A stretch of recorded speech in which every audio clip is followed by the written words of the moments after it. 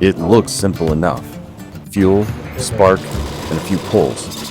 But nothing about this pony motor was simple. It acts like it's starving for gas.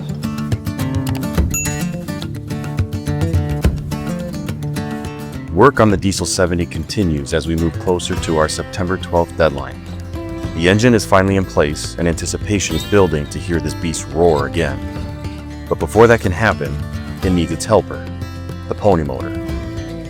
If we can't bring this little engine back to life, the big diesel doesn't stand a chance. So here's where the battle begins.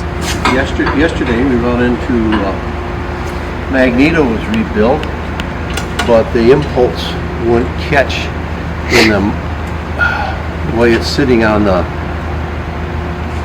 bracket there. It was set up so that it had to be upside down, so then we got a different Magneto plate and put in there. Get everything done the way it turns. It's supposed to catch. When you turn this, it's supposed to catch. Well, they put it together and had it made so that there's two different styles. That's the way they mount them. Now this way it'll catch, but it won't work on that one until he puts a different plate in behind here, so you get your dog down below. But just another thing, we just caught that by we were checking the points so we could get our timing right on the engine and everything, and then we caught that. Otherwise we'd have been trying to start it and it wouldn't have been firing at all, and wondering what's going on. You can replace that screen.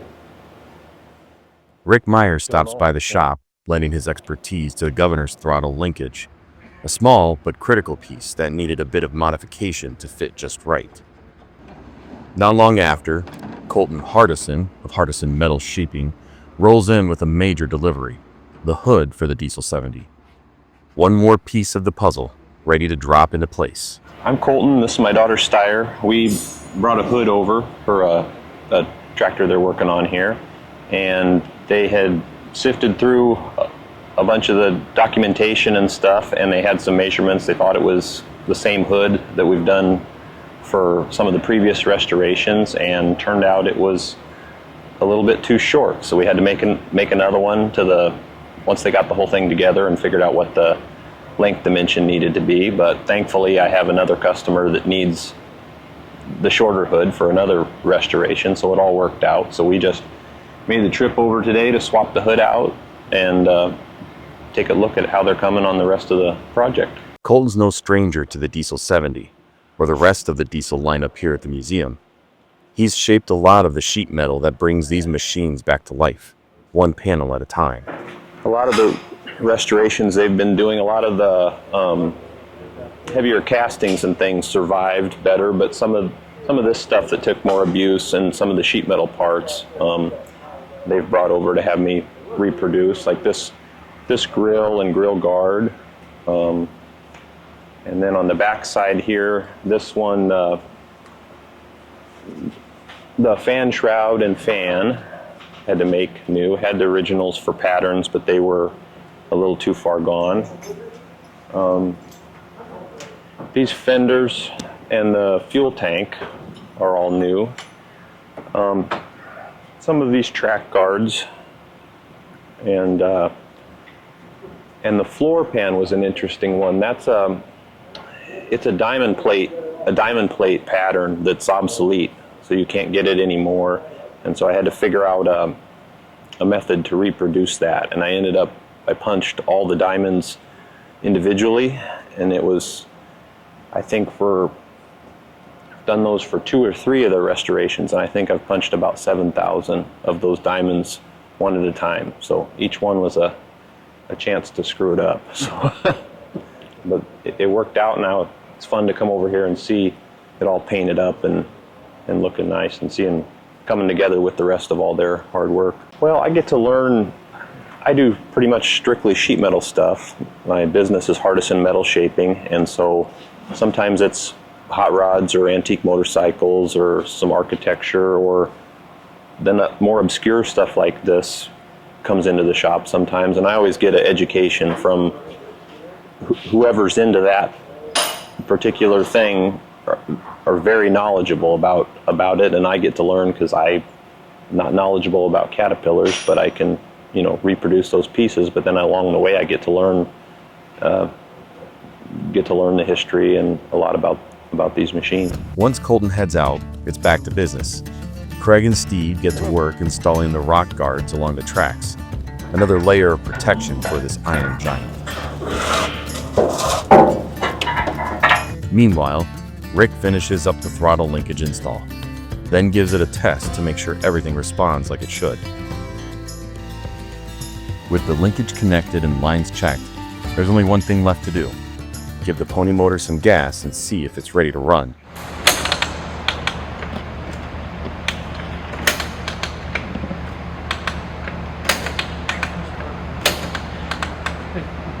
After a few attempts at pulling, it's clear something's off. The crank just isn't positioned right to get a full spin. With the gear cover off, the team spots another issue. A set of teeth catching where they shouldn't.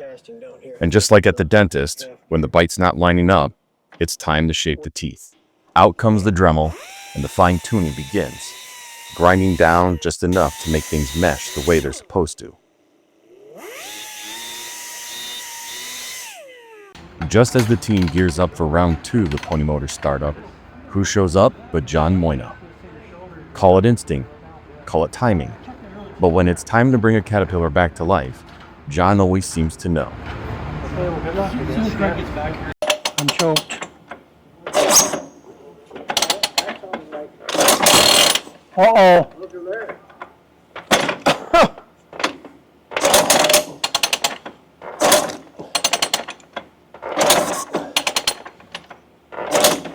Do I continue choking?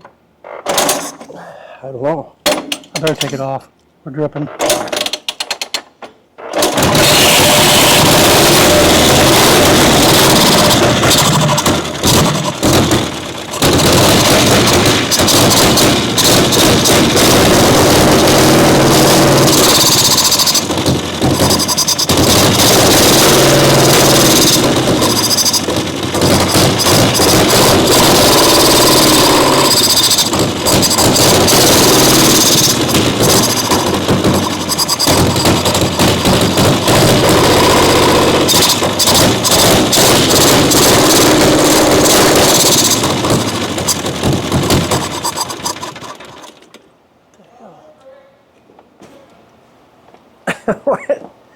It acts like it's starving for gas.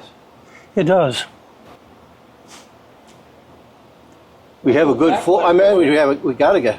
Well, if you thought it was a bowl drain, how much is rolling out of that? It gets a little pan. We'll roll some gas. Yeah, usually you grab a choke and it catch again. Yeah, it would grab it. And if I was going to let off that throttle, it was not going to stay with you. We was dripping good before. Yeah, we're just going to see if we got enough gas rolling. Well, it's acting like it. Yeah, it acted like it was. When you reckon now, when we cut it. Hell. What's making it to the curb? No, maybe not. She quit, didn't it? She quit. That's what it acts like too, don't it? Well, we could shut the gas off and then turn this on and see if we got a flow. We're going to make sure we got a good flow of gas from the tank because we're starving for fuel the way it acts. Well, that could be a problem. It could be a problem. Did we put gas in the tank? Probably damn near a gallon. Oh, really? Well, shucky darns. They ain't gonna run on that. No. Let me get, you got your light? Look right in the top. Oh my God. Pull that. You bet. Well, they probably got it. Turns out, the pony motor wasn't starving for gas. It was gasping for air. They can't vent with a solid cork gasket. Solid cork got to have a hole in the center. Here, I'll loosen it. It should run. I've seen crazier situations. Just have to put the line back on. I can turn the fuel back on, don't I? Didn't you?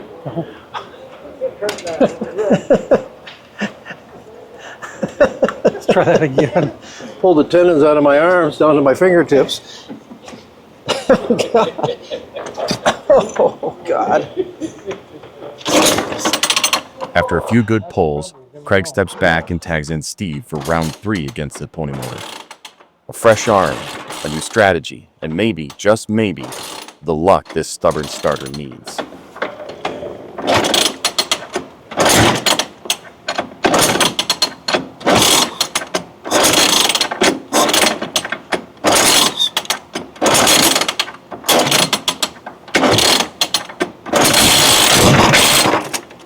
Got gas smoke, big time.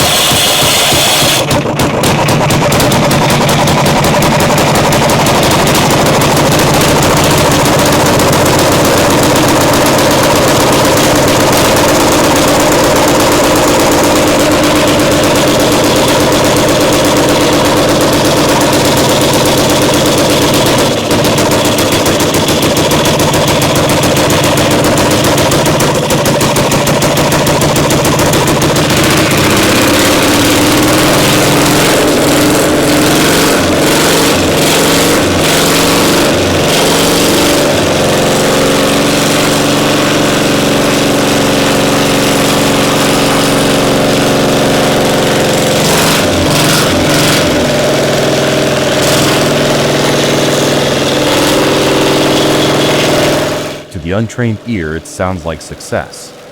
But to two cold iron cardiac surgeons, something's off. The rhythm isn't right. The timing's just a tick behind. And they know it's not ready for the main event. We do run out of gas again? When that was popping like that, was that the second cylinder kicking in? Or? Well, it was running smooth and then it just started the popping deal. Does that on every one of them, don't it, for some reason? Yeah. Doesn't warm the front as near as bad as the back. So what's your analysis here, Rick? Not sure. Sounds like I might be running on one some of the time. After a few more tweaks and just a few pulls, round 4 begins. The pony fires up once again, and this time, the shop goes quiet. Everyone leans in, listening close, waiting to hear if this is finally the one that sticks.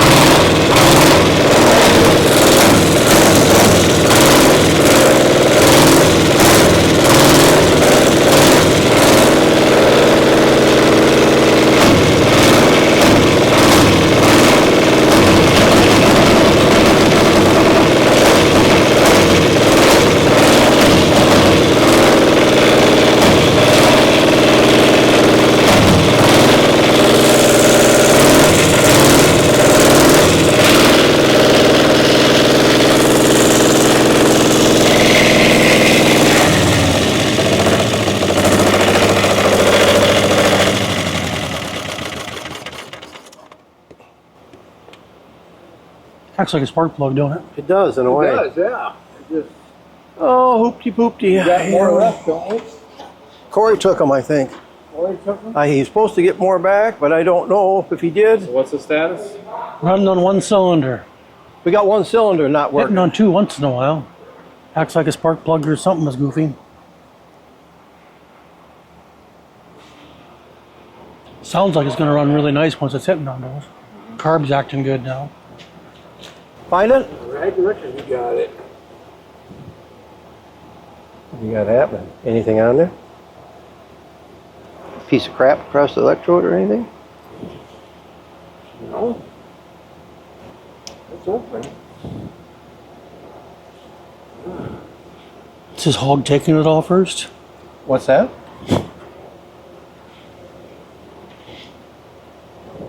Oh, the taking all the gas? Not getting it up there? How do you think it would? Oh my goodness. That's a thought.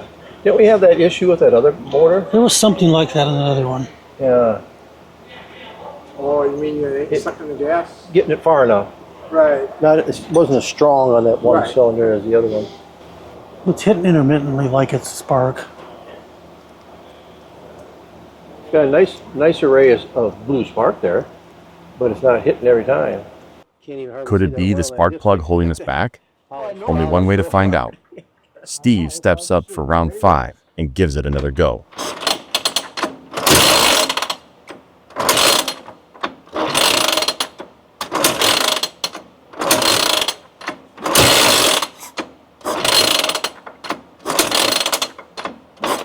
Dripping gas now up the shaft. Oh, Like that? yeah, that one I didn't like. No. No.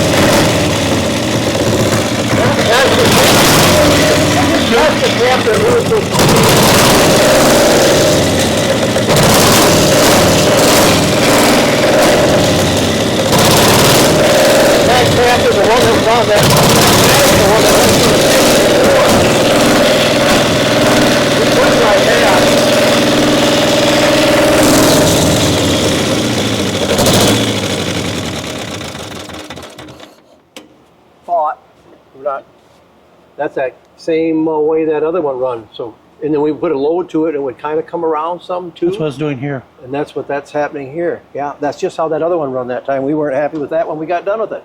And that manifold burns one-sided too, on that one outside there or in the showroom. We'll know if we swap caps. That's a easy one. Yeah, that's the easiest thing to do. Yeah, yeah. So what's the analysis here? It's just not quite right. It's not hitting on number one solid enough. Unless you try and load it a little, or so we're going to try a cap. Because this mag was actually on the 65 up front, and it just about runs the same as that did. A lesson from the Diesel 65 offers a new clue. The Magneto cap might be the culprit, keeping the pony from firing on both cylinders. Swapping it out takes just minutes, and not a moment too soon. Round 6 is about to begin, with John and a group of visitors gathered to see if this is the one. The shop holds its breath, hoping this is the moment the pony finally sticks.